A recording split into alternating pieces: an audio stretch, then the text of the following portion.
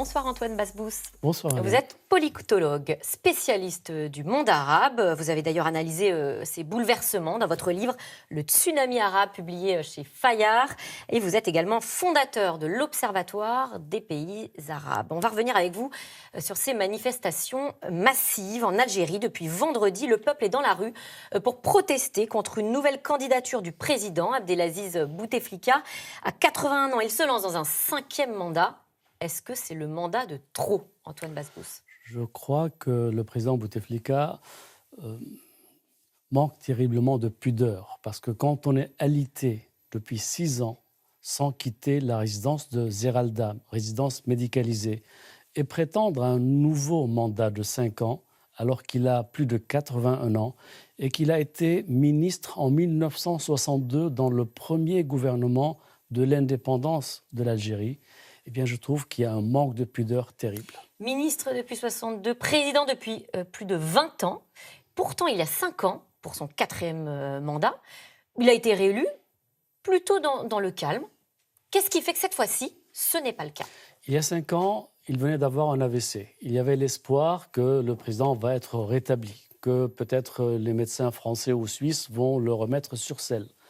Eh bien, après 6 ans passés au lit, eh bien, aujourd'hui, il fallait qu'il tire les conclusions, qu'il assume d'une part une sortie non ratée et d'autre part une transition démocratique ou plutôt souple pour succéder à la tête du régime. Ce qu'il n'a pas fait, c'est-à-dire qu'il a pensé que le peuple était anesthésié, qu'il allait l'applaudir, qu'on peut lui présenter n'importe quoi, que les Algériens sont des moutons de Panurge et qu'il allait être réélu et que c'est lui qui allait décider à quel taux on va annoncer sa réélection le 18 avril prochain. Donc il lui fallait quelques lièvres. La scène politique, le théâtre politique s'organisait autour de cela. Et puis voilà que dans les stades de foot, la jeunesse a dit non, ça suffit. Un grabataire de cet âge-là doit aller à l'hôpital, se faire soigner discrètement. Et l'Algérie a besoin d'un président jeune, d'un président capable de se soucier des problèmes de l'Algérie. Rappelez-vous que... Juste, on va revenir sur cette... Excusez-moi, oui. je vous coupe parce qu'on va revenir sur l'ampleur de ce mouvement qui a surpris quand même beaucoup de monde, des dizaines de milliers de personnes, vous le disiez, toute classe sociale confondue dans la rue, après des appels à manifester, notamment sur les réseaux sociaux, on va y revenir. Un seul mot d'ordre, le changement de gouvernement. Je vous propose qu'on écoute les témoignages. Il est malade, il n'a qu'à aller se reposer ou mourir en paix. Nous demandons le départ de ce gouvernement et le changement du système. On en a marre de ce pouvoir pourri qui nous gère d'une manière horrible. On ne traverse pas des mouvements tragiques. C'est le moment, je pense, de faire la transition. Moi, je pense que c'est le bon moment. Vous disiez juste avant les vidéos que le mouvement s'est déclenché dans les stades de foot. Oui, et ce n'était pas forcément à Alger parce que le mouvement était également dans les provinces. Et quand on compte province et Alger le vendredi 22, il y avait 800 000 personnes dans les rues d'Alger qui contestaient ce mandat de trop, cette candidature. Avec quand même de très nombreux jeunes, hein, un Algérien sur 2, il faut le dire, à moins de 25 ans. Quel rôle joue la jeunesse justement dans ce mouvement de protestation ? Elle a été marginalisée dans la vie publique, dans la vie économique. Elle a été soudoyée un peu par l'État-providence en 2011, parce qu'avec les tsunamis arabes qui se déclenchaient dans le voisinage de l'Algérie, il a fallu calmer le jeu et toujours acheter la paix sociale. Avec des logements accessibles, avec beaucoup de subventions, des prêts, beaucoup d'aides, mais ce n'était pas suffisant. C'était artificiel, c'était de l'aspirine pour soigner un vrai malade. Au lieu de structurer le pays, l'industrie, les services, les hôpitaux, les écoles. Vous vous rendez compte, le président Bouteflika, quand il veut se soigner, eh bien, il ne se fait soigner jamais en Algérie. Et oui, pourtant, en ce moment, il est en Suisse, c'est ça ? Il est en Suisse et il est à Grenoble, il est à Paris, il est partout sauf dans un hôpital algérien. Alors, qui gouverne justement ? Après 20 ans de règne. Qui gouverne l'Algérie ? Puisque ce n'est visiblement pas Abdelaziz Bouteflika, ou plus lui. Il a était le président. Il a concentré tous les pouvoirs entre ses mains. Et puis, quand il a décliné, c'est autour de son frère, Saïd, que la gouvernance, le système, le clan s'est organisé.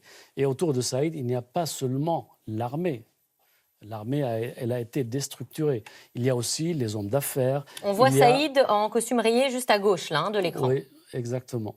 Donc, c'est un clan autour de Saïd qui tient le pays. Il y a accroché sur les murs de l'administration le portrait du président Bouteflika quand il avait 50 ou 60 ans.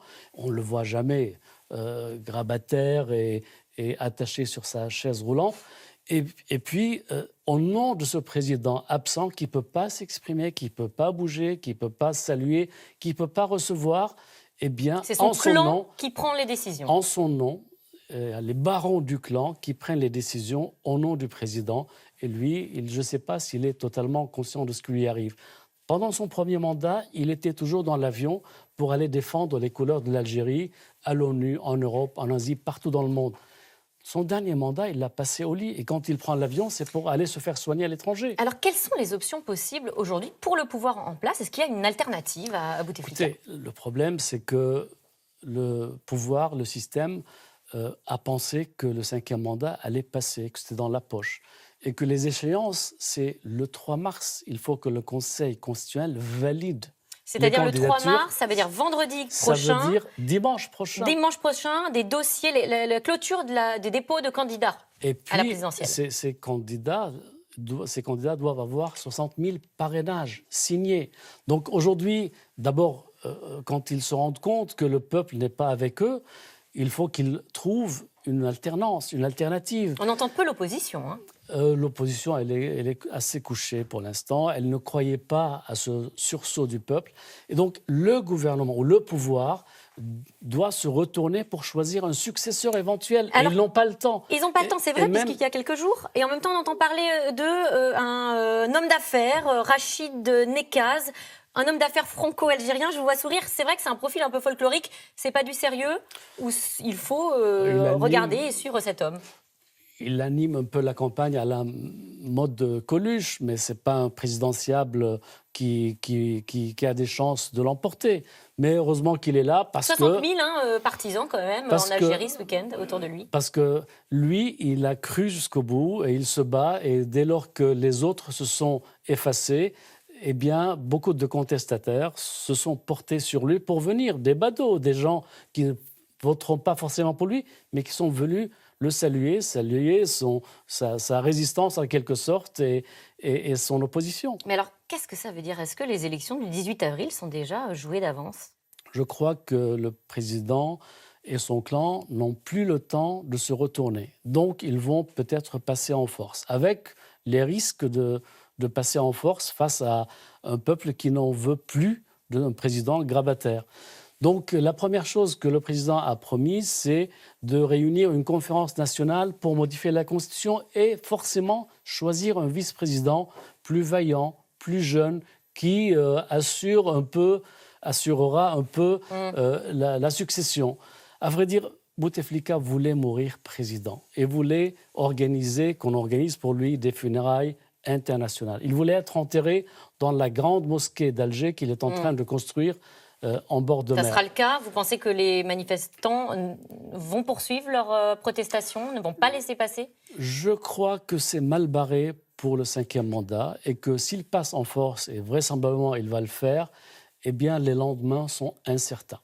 Le président Macron dit être extrêmement inquiet, et notamment sur les conséquences que ça pourrait avoir sur les liens entre l'Algérie et la France. Pourquoi ? Parce que tout simplement, il y a énormément d'Algériens dont les familles sont en France et que automatiquement, s'ils veulent partir quelque part, parce que le pays devient insupportable comme dans les années 90, il y aura forcément beaucoup d'immigration vers la France, pays francophone dont se trouve l'Algérie très proche. Eh bien, merci Antoine Basbouz. Et on va suivre évidemment dans les jours qui viennent tout cela de très près. Tout de suite, c'est dans l'air avec Axel de Tarlé, une émission intitulée Impôt, la zizanie. Ne bougez pas.